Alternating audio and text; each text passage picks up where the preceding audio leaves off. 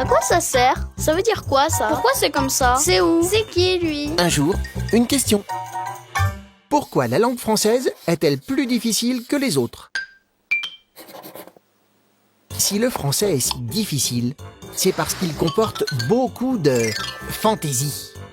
Avec sa grammaire rigoureuse et son orthographe parfois originale, son apprentissage se révèle compliqué pour les enfants et les étrangers. Il ne manque pas de bizarreries, avec la distinction entre féminin et masculin, ou une prononciation qui ne correspond pas toujours à l'écriture. Cette complexité est liée à des origines multiples. Globalement issu du latin, le français possède aussi des mots hérités des Gaulois et des Francs, un peuple germanique. La langue évolue tout le temps, en s'enrichissant de mots étrangers. En connais-tu?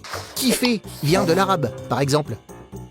D'autres termes naissent de l'évolution de la société ou des nouveautés technologiques.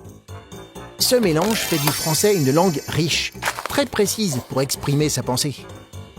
D'ailleurs, de nombreux écrivains dans le monde l'adoptent. Mais au fait, le français est-il vraiment plus difficile que les autres langues? En anglais, un même mot peut prendre un sens différent selon le contexte.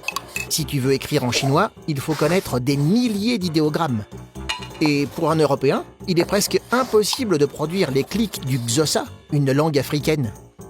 En apprenant d'autres langues, tu t'apercevras que le français n'est peut-être pas si difficile que ça. Tu te poses des questions? Nous, on y répond.